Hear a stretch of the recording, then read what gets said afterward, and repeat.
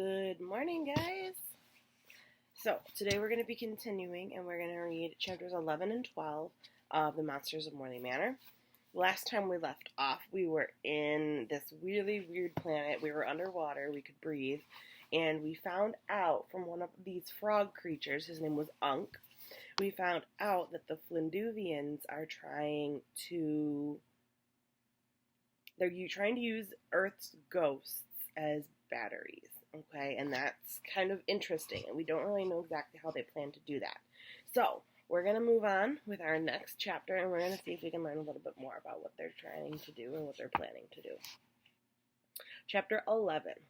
Where is the land of the dead? Gaspar leaned close to Unk, eyes blazing. He hissed, "What do you mean, batteries?" The water guy swallowed hard, making a deep, ribbity sound. "I do not know the details, only what I overheard. Your ghosts have unusual energy. The Flinduvians plan to use that energy to power a weapon they have invented." Gaspar's long tongue flicked angrily between his big lizardy jaws. "That is the most immoral thing I have ever heard." I had to agree. Using the part of a person that lives beyond death, especially using it for a weapon, sounded worse than murder to me. I wondered if it would use up the ghost, kill it. Was that even possible? And if it didn't kill it, what would happen to a ghost that had been used for its power? With a sudden chill, I wondered if Grandpa Walker was a ghost now. Was everyone who died a ghost, or was it just people who had unfinished business? Did he have unfinished business? Suddenly, this thing with the Flinduvians seemed very personal. "How did you learn this?" asked the Wentar. "What is your connection with the Flinduvians?" "I have accepted a commission to work as their agent on this planet." Chuck gasped in astonishment. "Does Mother know this?" "Of course not," whispered Unk, his voice filled with shame. "What else do you know of this plan?" asked the Wentar. His voice was stern and angry. "Nothing," cried Unk, "nothing." The Wentar didn't seem to believe this. He asked Unk several more questions, but none of them turned up any new information. Finally, the Wentar made a snort of disgust. "Flip him over," he said. We did, which instantly broke the hypnotic spell. I expected Unk to leap to his feet and swim away, but he seemed really frightened of the Wentar now, too.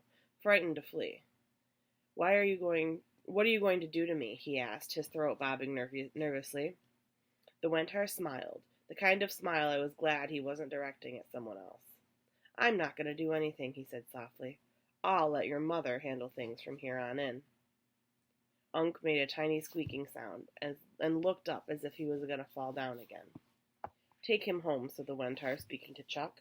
"Make sure he doesn't have a chance to get any information to the Flinduvians." "I will be glad to," said Chuck, who had clearly gone from being upset with the way we were treating Unk to being furious with Unk himself. "Please give your mother my warmest regards, my thanks for her assistance, and my regrets that she has such an unfortunate son, like Unk Lala Opsa Ribbit Ribbit Gibbet.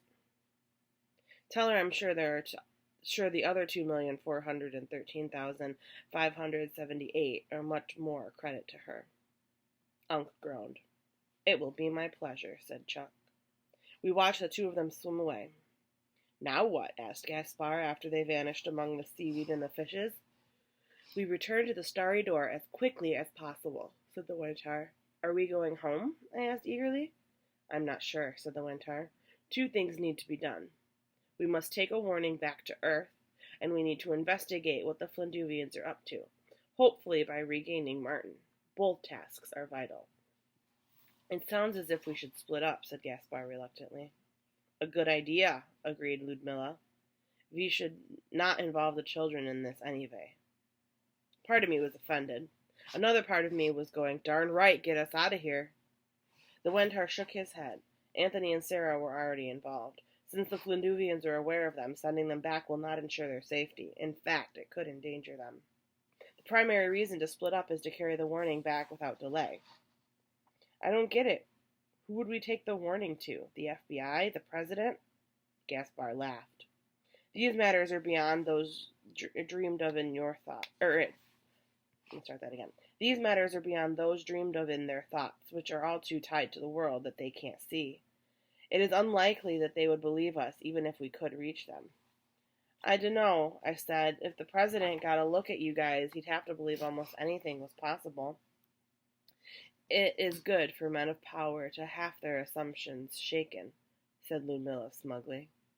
Even if your leaders did believe you, they wouldn't know what to do, said the Wentar. No, we need to get our warnings to those most in peril. What do you mean? Asked Albert, who had been swimming around trying to catch a passing fish. I should think it would be obvious, said the Wentar. We need to warn the dead. Bob began to howl.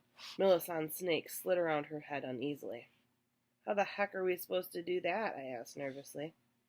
Someone must make a trip to Earth's land of the dead, said the Wentar. Land of the dead? Whispered Sarah. That sounds pretty scary. How do we get there? I asked. It's sure not on the map.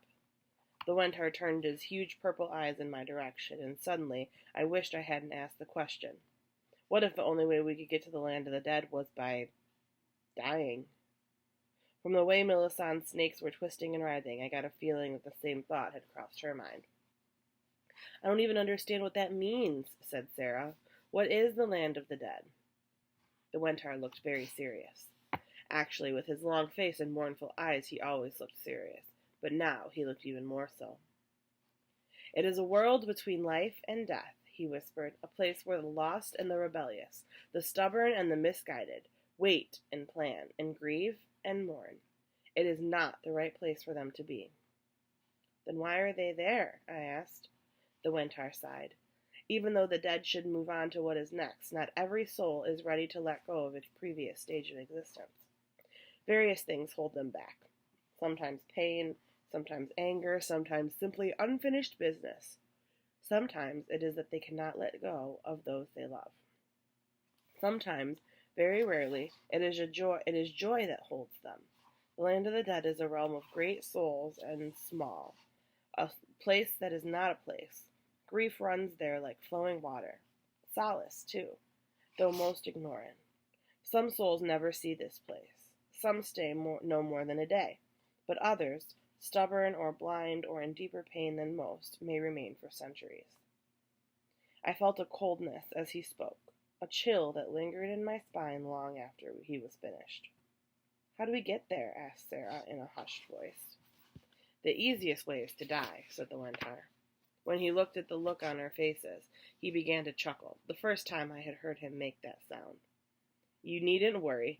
Just because it is the easiest way does not mean it's the only way, or even the best. The most likely avenue is actually through a connection. Do any of you know someone who has died recently? We have been locked in a box for 50 years, pointed out Lumilla. I suspect most of the people we used to know have died, but who can guess when they did it?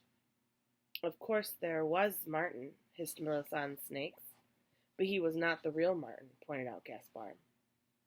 Real or not, it doesn't make a difference, said the Wentar. Your brother did not die. His clone was taken back to Flinduvia and replaced with a replica that had never actually been alive to begin with. That is the body that was buried on Earth. It was dead flesh, nothing else. What about you two? Asked Gaspar, turning towards Sarah and me. Do you know anyone who has not long since slipped the bonds of Earth and laid down his mortal burden? Oh, geez, boss, said Albert, turning to us. He asked, what he means is, do you know anyone who has died lately? We did, of course, but I couldn't answer him. Couldn't get the words past the lump in my throat. Sarah answered for me. There was Grandpa, she said slowly. When did he die? Asked the Wentar. To my surprise, his voice was sympathetic. About 3 months ago, said Sarah, her voice trembling a little. Is it likely he would have been the sort to not move on? Asked Gaspar. He was stubborn, I said, smiling a bit in spite of myself. I bet he's waiting for Grandma, added Sarah. He never liked to go anywhere without her. Then he may be our best ticket, said the Wentar. I didn't particularly like the idea of Grandpa Walker as the ticket to the land of the dead, but I liked the idea of his soul being of his soul being used as a battery by some bizarre alien race even less. Are you children willing to do this? Asked the Wentar, turning his purple eyes to Sarah and me. I will not hide the fact that the journey will have its dangers, but the stakes are great for both the living and the dead of your planet. I looked at Sarah. Her eyes were wide and frightened, but I knew my little sister well enough to know that just because she was afraid didn't mean she was unwilling to do something. I raised a questioning eyebrow.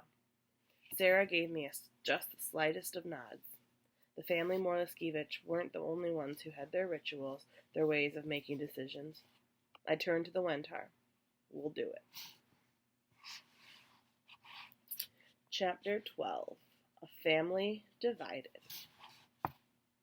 The Wentar had to perform a reverse spell on us when we left the lake, so that we could breathe normally again.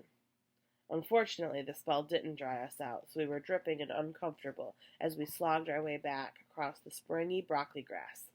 It was moving on toward night, and a cool evening breeze had come up, which made things even worse. The only one who didn't seem bothered by this was Bob, who had loved being in the water and was excited by all the strange new smells around him, not to mention the sounds of little animals moving nearby. Melisande had to work to keep him from romping off into any patches of sharp red flowers, which would have sliced his bare feet to ribbons. The darkening purple sky arced above us, and the air smelled clean and spicy. I think that smell may have been the most alien thing of all. More than the purple sky or the weird flowers or the broccoli-like grass, it forced me to remember that I was a long way from home. I wondered what time it was on Earth. The Wentar had said that time operates differently on different worlds. Was it possible only a few minutes had passed back home?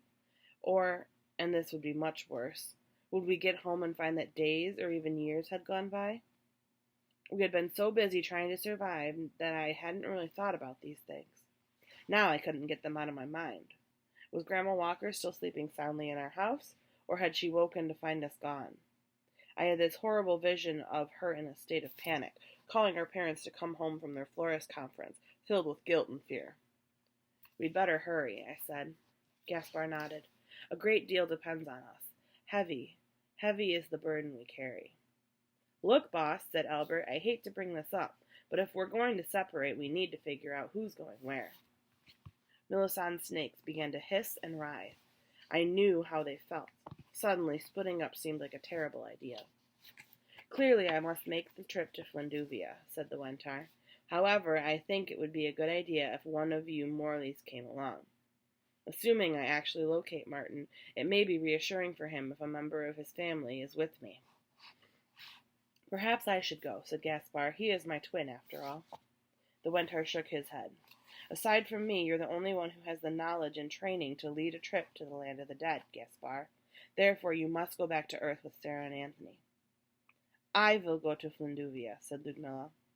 I'll go too, said Albert instantly. Sarah nudged me.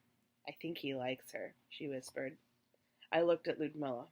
Aside from the fangs, she was definitely pretty. Even so, the idea that Albert had a crush on her was pretty weird. If Ludmilla is going to Flinduvia, then I should accompany Gaspar and the children, said Melisande. She paused and added, It is probably best we bring Bob with our group. He'll be less trouble that way. Bob licked her face. Oh, stop, she said, pushing him away. We walked for a time in silence. It was clear the Morleys were upset about the idea of separating. What about those Flinduvians who were chasing us? Asked Sarah suddenly. Are you sure they didn't come through after us? I told you, you cannot track someone through a starry door, said the Wentar calmly. Well then, won't they still be waiting for us back at Morley Manor? She asked. It was exactly the sort of sensible thing I could count on her to think of. That too is unlikely, said the Wentar. Patience is not one of their virtues, and I expect they will have left by now, especially as they have no idea when or if we would return. However, your concerns are not entirely unjustified. There's always room for despair when you're around, muttered Albert. The Wentar ignored him.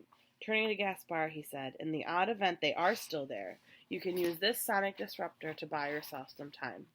Just fling it to the floor. It'll create an effective distraction.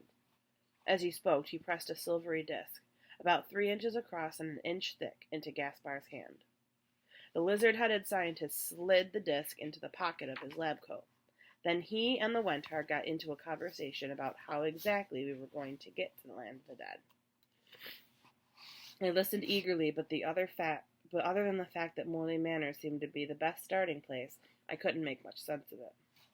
It wasn't long before we reached the place where we had stepped out of the starry door. It wasn't there. What happened to it? I cried, afraid we were going to be stuck in this frog world forever. Doors such as this are not constantly open, said Gaspar gently. Think of the trouble it would cause if they were. Not only would people be hopping from planet to planet all the time, what would be bad enough, but all sorts of wildlife might wander through as well. That would really create chaos. Melisande began to laugh, and her snakes made their kind of choking hissing that I realized must be their version of a giggle. What's so funny? Asked Sarah. I was thinking of what people on Earth would say if they could see the pets I keep on Zenterzana. What is Zenterzana? I asked. It is the place I would rather be, she answered. It was all she would say about it, even though Sarah pestered her with questions, while we waited for Gaspar and the Wentar to reopen the starry door. A process that involved a lot of singing and hand-waving, as far as I could tell. Suddenly, I felt a change in the air around us. We stopped talking and looked to where Gaspar and the Wentar were working. Look, whispered Sarah. It was awesome. First, there was nothing but air in front of us. Then, slowly, a shimmering oval began to appear. In the center of that oval was the starry door. It seemed as if it took forever for the door to finally finish taking shape, though really it was only about 10 minutes. The thing is, once it was ready, I sort of wished it wasn't. Even though I was eager to get back to Earth, I was terrified of what we would have to do once we got there. The purple sky was nearly dark above us now, the first stars just starting to appear. Some small creatures began singing in the grass. Our group stood without moving, and I realized for the first time that once we split up, it was possible we might never see the others again. Both groups were going on dangerous missions from which they might never return. It was clear this was much on the mind of the family Morley as well. Finally, Gaspar stepped forward and said to Ludmilla, "Be careful, little sister." They hugged each other for a long time. I looked at my own little sister. Even though she's in incredible pain and bugs the daylights out of me, I realized that I would do just about anything to keep someone else from hurting her. I realized something else, too. As horrible as the monsters of Morley Manor looked, their feelings were, in many ways, not different from ours. The rest of us said our goodbyes. The Wentar grasped me firmly by the hand. It was the first time I had touched him, and his skin had kind of a papery feel. Yet there was also a tingle of power and energy in it. "You have been brave, Anthony," he said, "but there are great challenges to come. Much depends on you and your sister. Do not lose courage, and do not forget the power and strength that come from the ties of love that bind a family together." Albert took me by the hand, too. His hand was more leathery, and the back of it was covered with thick hair. "Thank you for thawing us out," he said. "It was an honor," I replied. Then it was time to go. The Wentar stepped to the starry door and pulled it open. As before, it revealed a black void sprinkled with stars. Bending, the Wentar touched one in the lower right corner. "I want to go there," he said. The door rippled. The Wentar stepped forward, Ludmilla and Albert at his side. An instant later, they were gone. Then it was our turn. Standing in front of the door, Gaspar squared his shoulders, muttering something that might have been a prayer, pointed at one of the stars and said, "I want to go there." The door rippled. Hoping that Gaspar had pointed to the star that would take us back to Morley Manor, Sarah and I followed him through the door, Melisande and Bob close behind us. My body was still tingling when I realized we were back in the upstairs hallway of Morley Manor, or, to be more precise, the strange hallway that stretched behind Morley Manor. "No matter how far one wanders, there is still no place like home," said Gaspar. His voice was dry, and I couldn't tell if he was joking or not. He started toward the secret entrance that led back into the house. We came to the shreds of the black wall that had been sliced open by the Flinduvians. Though the air was still, the tatters moved and shifted as if blown by a wind from another world. Gaspar gathered a handful and looked at them sadly. "Such power," he whispered, "such anger." I assumed he was talking about the Flinduvians. He just held the tatters aside so the rest of us could pass. "What time is it, do you suppose?" hissed Melisande once we were back on the other side of the bookcase, back in the real Morley Manor. None of us was wearing a watch. Despite the weird chiming we had heard when we came in, there was no clocks in the house. They had been sold with the rest of the furniture. From where we were standing, I couldn't even tell if it was light or dark outside. "Come on," said Gaspar. "If we go outdoors, we can get a sense of the time, though that won't tell us what day it is." "I hope we haven't been gone too long," said Sarah nervously. She slipped her hand into mine as we walked down the stairs. I kept looking over my shoulder, wondering if the Flinduvians were waiting to leap out and ambush us, but there was no sign of them, other than some holes smashed in the walls. We stepped outside. Bob leaped over the railing and began running around, sniffing at bushes. Gaspar simply walked to the edge of the porch and began scanning the sky. I went to stand behind him. It was still dark, but a hint of gray was purling up in the east. "I'd say it's about 4 a.m, he muttered at last. "That makes things a little tricky since we need to wait until midnight to make the crossing to the land of the dead." "We still don't know what day it is," pointed out Melisande. "There's a paper box 2 blocks up," said Sarah. "We can check the date there." Gaspar glanced around. "I am not comfortable going that far from the house. I would rather not be seen." We had gotten so used to the monsters that I hadn't thought about that. When we had carried them to Morley Manor, they had been about 5 inches high, so it had been no problem to hide them. But at full size, Gaspar was well over 6 feet, not to mention his having a lizardy head that was at least 2 feet long. He was not the kind of guy you saw walking down the street every day in a place like Owl's Roost.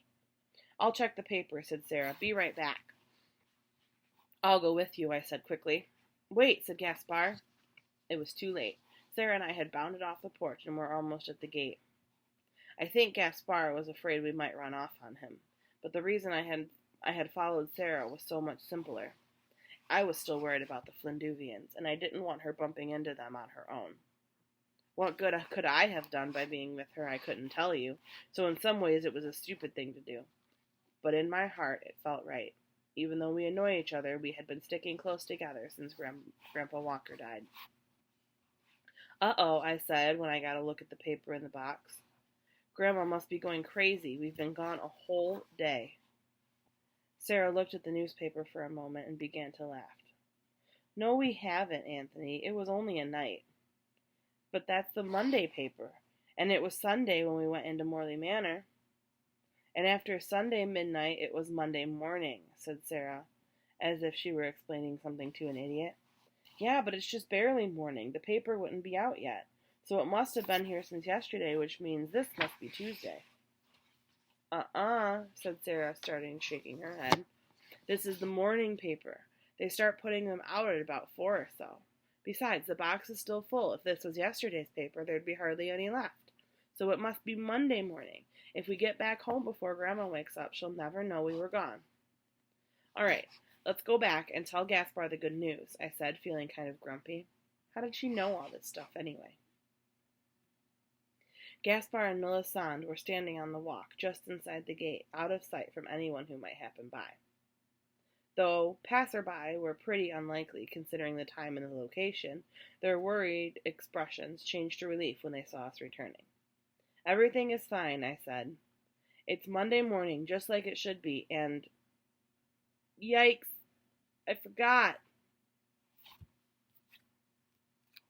And that is the end of chapter 12. So obviously it is Monday morning, and something is going to happen that Anthony forgot about, and I'm thinking it might cause a trouble with their plans to get to the land of the dead.